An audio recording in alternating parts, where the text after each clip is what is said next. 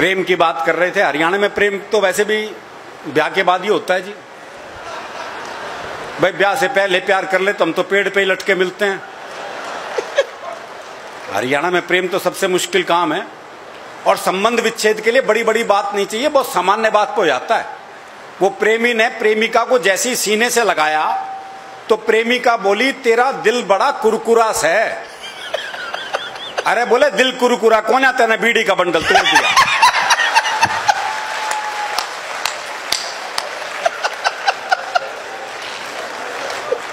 तो हमारा प्रेम जय भगवान जी अलग ही मामला है हमारा। तो अब बहुत भोलापन रहता है ना। वो प्रेमी कह रहा था प्रेमिका से, अगर तू मेरी नहीं हुई ना तो तुझे किसी की नहीं होने दूं। बोला अच्छा तेरी हो जाऊंगी तो सबकी होने देगा।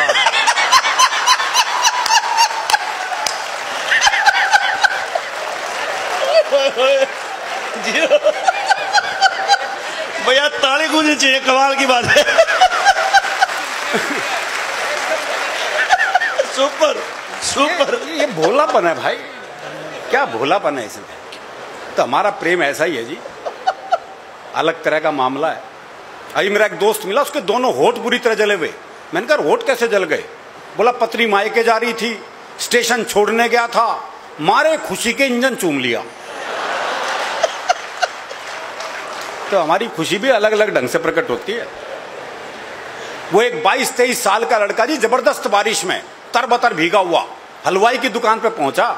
बोला 5 रुपए का दही दे दे। तो हलवाई ने पूछ लिया भाई तेरा ब्याह हो लिया? और बोले तू के सोचते इस तूफान है मेरी मां भेजेगी मन दही लेने।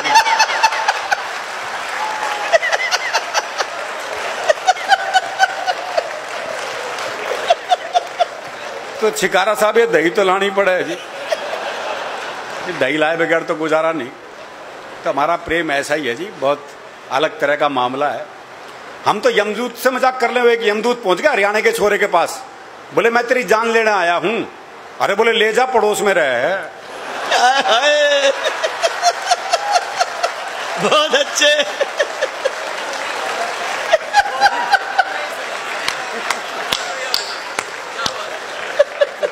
तनाव का कोई काम ही नहीं है जी। तो हम तो थोड़ी देर हंसेंगे, फिर पंवार जी को हमें सुनना है। तो आप आनंद से सुनिए, थोड़ी देर हंस लीजिए, फिर पंवार जी तो फिर देश और फिर दुनिया की बात करेंगे जी, कोई दिक्कत नहीं। मैं तो हरियाणा तक सीमित हूँ जी। हाँ इतना ही बहुत, और क्या अपना मौज लो बस। क्योंकि हरियाणा का मामला तो वैसे भी हास्य रस में ही रहता है जी। हमारे यहाँ हर संबंध हास्य रस में है, बाप बेटे तक के संबंधों में हास्य रस है।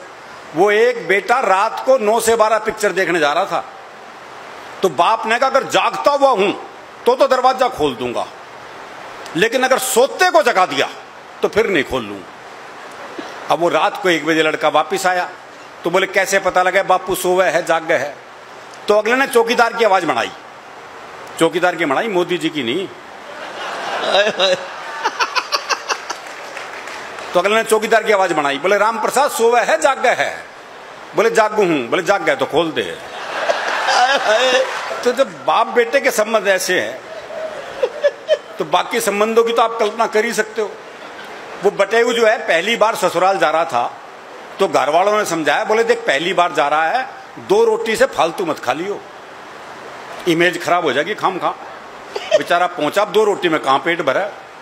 और साली कह जी और लो। बोले ना ना मैं 2 ही खाता हूं। बोले नहीं और लो। बोले नहीं मैं तो 2 ही खाता हूं। अच्छा आधी और ले लो। बोला आधी तो कितनी आनंद है। तो ये जो आनंद है ये जीवन में बहुत जरूरी है। दरअसल क्या है, मन का साफ होता है जी। वकील साहब बैठे हैं, मैं बताऊं आपको, हरियाणा का आदमी मन का साफ होता है, जो मन में है वो जबान पे है। हम आर्टिफिशियल जिंदगी जी नहीं सकते। वो एक मुकदमा चल रहा था, तो एक ताई गवाही के लिए आई। अच्छा दोनों वकील उसी के गांव के। तो पहले वकील ने पूछ लिया, बोले ताई मुझे जाना है? खूब जानू हूं, गुलाब सिंह का छोरा है तू, 1 नंबर का झूठा, तेरी लुगाई तक तो ये छोड़ के चली गई थी। बेचारा वकील सन्न रह गया जी। उसने दूसरे वकील की तरफ इशारा कर दिया, और ताई से जाना है? अच्छी तरह जानू हूं, करनैल काणे का छोरा है यो, 1 नंबर का इयाश, तेरी लुगाई से भी इसका चक्कर था।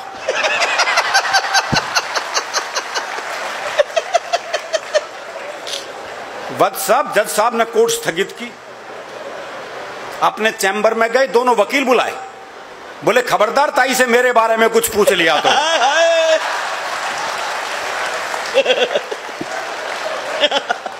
इतना साफ मामला है जी भैरव, और ये साफ मामला रहना भी चाहिए। भैरव अच्छा, ये याद दिला रहा है एक जबरदस्त वो भैरव।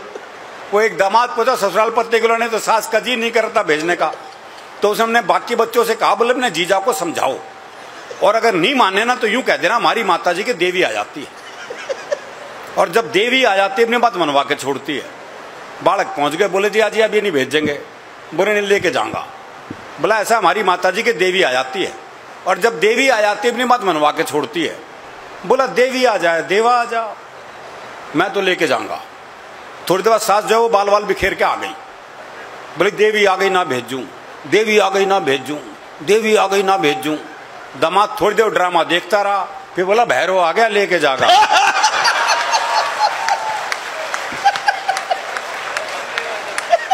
तो बड़ा भैरवनुमा मामला है जी।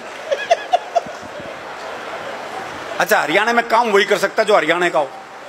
जैसे डॉक्टर है कोई और प्रदेश का आके यहाँ डॉक्टरी करने लग जाए, कर ही नहीं सकता, क्योंकि मरी बीमारी ऐसी बतावागा। पर डॉक्टर साहब काट जाए मैं कुछ धुम्मा सा उठा है, अब समझ ले डॉक्टर क्या बीमारी है भाई। और डॉक्टर भी कमाल है। वो डॉक्टर एक मरीज का चेकअप कर रहा था, देखा उसकी दोनों टांगे नीली पड़ गई। बोले ओहो जहर चढ़ रहा है भाई, टांगे काटनी पड़ेंगी। दोनों टांगे काटी गई साहब, नकली टांग लगवाई गई।